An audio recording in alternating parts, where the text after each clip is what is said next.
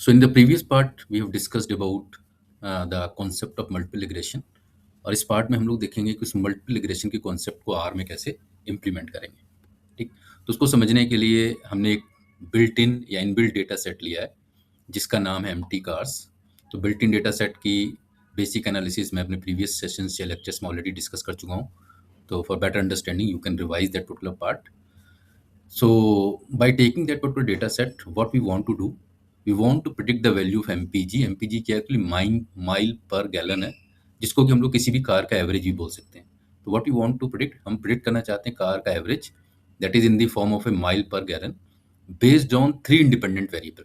और 3 independent variable हमने क्या ले लिए, weight of the car, displacement of the car और horse power of the car. तो हमारे पास एक एम्प्टी कार डेटा सेट है, इसमें कई सारे कॉलम्स हैं या कई वेरिएबल्स हैं. उसमें कुछ वेरिएबल का नाम क्या है, एमपीजी है, वेट है, डिस्प्लेसमेंट है, हॉर्स पावर है. सो what we want to do, we want to predict the value of MPG based on 3 independent variable, weight, displacement and horsepower. So no doubt हमारी रिग्रेशन इक्वेशन क्या बन जाएगी, MPG हमारा we want to predict, और जो भी value हमें predict करनी है उसको हम लोगों ने क्या समझाया, उसको हम लोग डिपेंडेंट वेरिएबल बना लेंगे.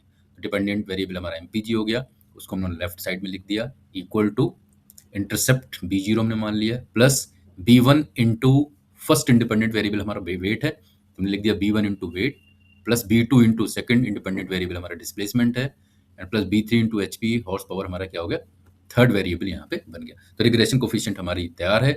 डेटा सेट हमें कौन कौन सा गिवन होना चाहिए, एमपीजी की value should be known to us, weight पता होना चाहिए, डिस्प्लेसमेंट पता होना चाहिए और हॉर्स पावर, मतलब जितने भी डिपेंडेंट और इंडिपेंडेंट वेरिएबल हैं उनकी वैल्यूज हमें पता होनी चाहिए. And what we people will calculate, we will calculate the value of intercept that is B0 और सारे regression coefficient that is B1, B2 and B3. तो चलिए सबसे पहले अपने डेटा सेट को देखते हैं कि what type of data set we are having. तो किसी भी इनबिल्ट डेटा सेट को ओपन करने के लिए हमारे पास कमांड क्या है, व्यू हमें लिख देना जिसमें वी कैपिटल होगा और उस डेटा सेट का नाम लिख दीजिए. ठीक, और फिर हम इस लाइन को क्या कर देते हैं, एग्जीक्यूट करा देते हैं, रन करा देते हैं. ठीक, जैसे ही आप रन कराएंगे आप देखेंगे इनबिल्ट डेटा सेट आपके सामने ओपन होके आ जाएगा. ठीक, so hopefully it will take some time.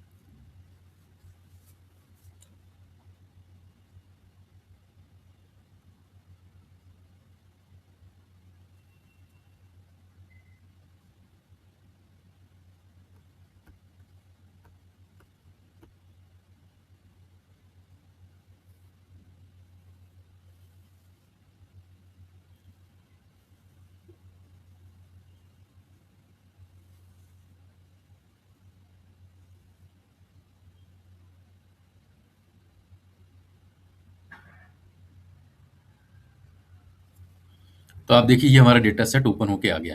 तो ये हमारे सारे कॉलम हो गए, एमपीजी हम अपने एनालिसिस में ले रहे हैं, डिस्प्लेसमेंट हम लोग ले रहे हैं, एचपी ले रहे हैं और वेट ले रहे हैं. तो ये हमारा पूरा डेटा सेट हो गया. नीचे अगर आप देखें तो बता रहा है देयर आर 1 to 10, तो टोटल 32 एंट्रीज हैं, मतलब 32 हमारे पास रोज हैं, और कॉलम्स कितनी हैं, 11 कॉलम्स हैं. ठीक है, तो just go through that particular data set. एक और चीज़ ध्यान रखना है, प्रेडिक्टिव एनालिटिक्स में अगर आप ध्यान रखें तो जितनी भी वैल्यूज होनी चाहिए सब न्यूमेरिक टाइप की होनी चाहिए.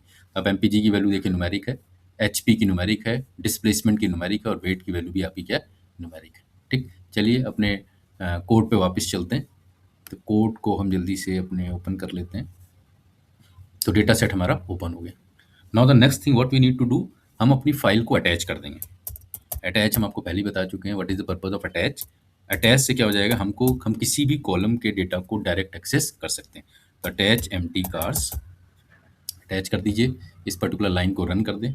ठीक, चेक भी कर लेते हैं, देखते हैं कि एमपीजी कॉलम के डेटा को क्या हम एक्सेस कर पा रहे हैं. इसको रन करा के आप चेक भी कर लीजिए, रन कर दीजिए.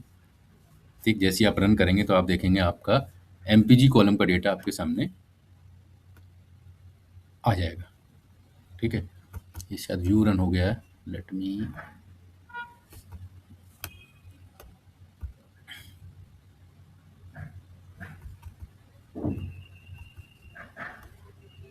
आप देखिए ये एमपीजी कॉलम का डेटा आपके सामने आएगा. तो अटैच फाइल से हम लोग क्या करते हैं, अटैच फंक्शन से सॉरी किसी भी कॉलम के डेटा को डायरेक्ट एक्सेस कर सकते हैं। ठीक, तो जल्दी से अब हम लोग मल्टीपल रिग्रेशन, तो लीनियर रिग्रेशन के लिए हम लोग ने क्या किया था, एलएम फंक्शन यूज़ किया था। यहाँ पे भी हम लोग एलएम फंक्शन यूज़ करेंगे। सबसे पहले एक वेरिएबल बना लेते हैं जिसमें हम लोग मॉडल की वैल्यूज़ को स्टोर करेंगे। तो हमने एलएम फंक्शन लिख दिया। एलएम फंक्शन में डिपेंडेंट वेरिएबल हमने बताया था लेफ्ट साइड में, तो डिपेंडेंट वेरिएबल हमारा एमपीजी है। तो यहाँ पे हम लोग सिंपली क्या लिख देते हैं, इस वेरिएबल इस ब्रैकेट में एमपीजी टिल्ड साइन बना दीजिए। राइट साइड में हमको सारे इंडिपेंडेंट वेरिएबल लिख देने। इंडिपेंडेंट वेरिएबल हमारे क्या है, एक वेट है। यहाँ पे ध्यान रखना, जब सिंपल लीनियर रिग्रेशन था तो हम लोग यहीं पे खत्म कर देते थे क्योंकि एक इंडिपेंडेंट वेरिएबल होता था। Now we are having more than one independent variable, तो हम प्लस साइन का यूज कर देंगे। प्लस, दूसरा हमारा डिस्प्लेसमेंट, प्लस थर्ड हमारा क्या है, एचपी। तो तीनों इंडिपेंडेंट वेरिएबल का आप नाम यहाँ पे लिख देंगे। इसको जल्दी से हम लोग रन करा लेते हैं। जैसे आप रन कराएंगे तो multi linear regression function execute हो गया और उसकी वैल्यू कहाँ स्टोर हो गई, पी मॉडल में। तो पी मॉडल वेरिएबल की वैल्यूज हम लोग क्या कर देते हैं, डिस्प्ले करा देते हैं। ठीक, तो इसको जैसे ही आप रन कराएंगे आप देखेंगे ये वैल्यूज आ गई। अब आप वैल्यू देखें, ये क्या, इंटरसेप्ट 37.1 आ गया।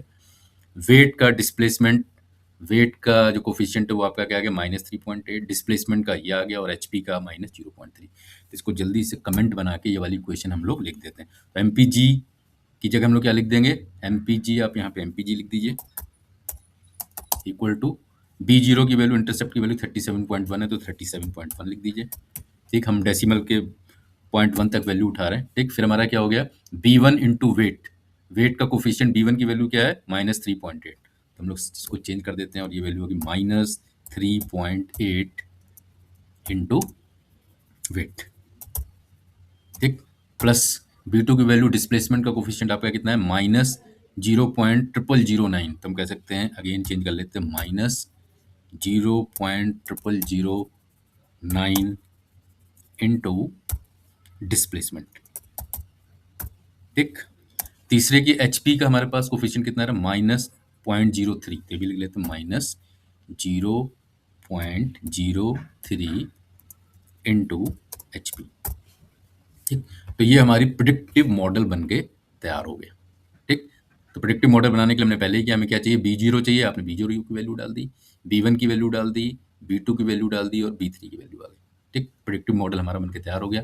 इस पे बेस्ड हम, अगर हम डिफरेंट एचपी, डिस्प्लेसमेंट और वेट की वैल्यू यहाँ पे इंसर्ट करा दें, इसको कैलकुलेट कर दें, तो आपको माइल पर गैलन की वैल्यू मिल जाएगी। थोड़ा सा इसका इंटरप्रिटेशन भी समझने की कोशिश करते हैं। अगर आप देखें, वेट का जो कोफिशिएंट आ रहा है माइनस में आ रहा है और वो भी वैल्यू क्या आ रही, ज़्यादा आ रही।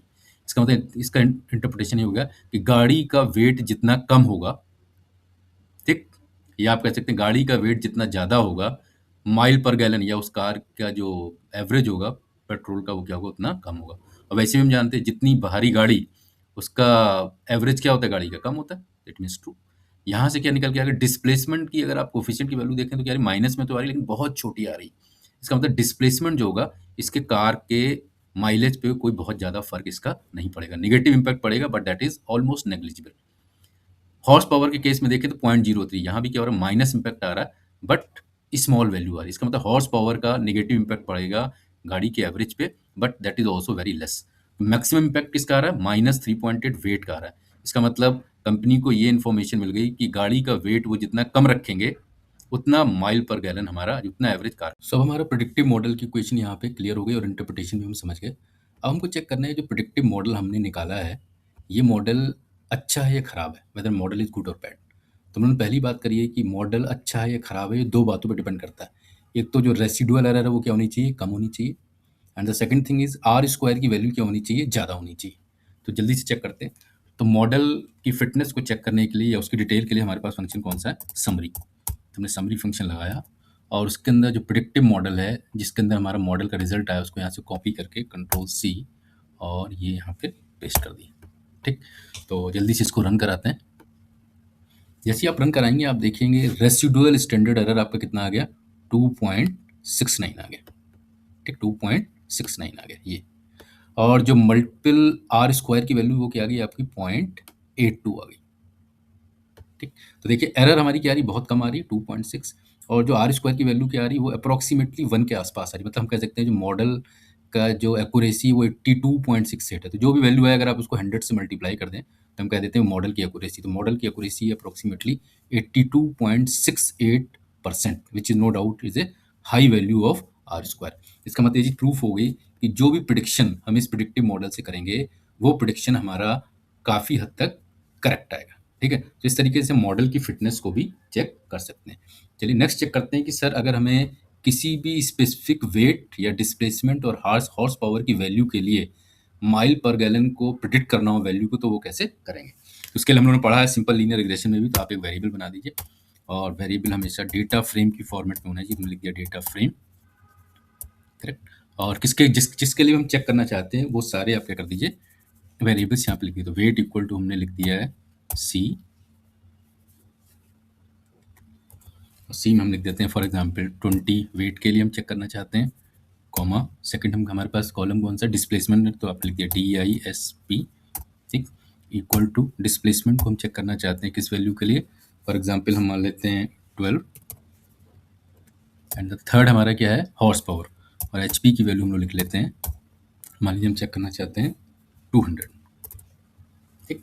तो I want to check what will be the value of MPG mile per gallon, ठीक, for the weight displacement and horse power respective values. तो उसके लिए हमारे पास फंक्शन, हमने कौन सा फंक्शन पढ़ा था, हमने कहा था सर हमारे पास जो फंक्शन है वो क्या, उसका नाम था प्रिडिक्ट फंक्शन, ठीक। तो हम एक वेरिएबल बना लेते हैं P वैल्यू के नाम से, और प्रिडिक्ट इज द फंक्शन। और प्रिडिक्ट फंक्शन के अंदर हमें दो चीज़ देनी है, एक तो मॉडल का नाम जो प्रिडिक्ट करेगा, तो मॉडल की वैल्यू हमारी किस में है P_अंडरस्कोर मॉडल में, उस वेरिएबल का नाम डाल दीजिए किस मॉडल से आप प्रिडिक्ट करना चाहते हैं, और कॉमा किस वैल्यू के लिए, तो वैल्यू हमारी किसके अंदर है, किस वेरिएबल के अंदर, जेड के अंदर, तो यहाँ पे आप लिख दीजिए जेड लिख दीजिए, ठीक।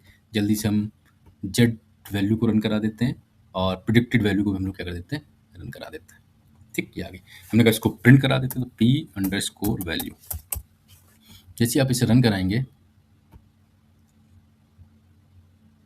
आपकी वैल्यू देखिए कितनी आ गई -45 आ गई, ठीक। तो चलिए कोई पॉजिटिव वैल्यू बनाने की कोशिश करते हैं। मान लीजिए हम HP 110 है, डिस्प्लेसमेंट की वैल्यू थोड़ी सी बढ़ा देते हैं 160 और डिस्प्लेसमेंट हम लोग कर देते हैं 2।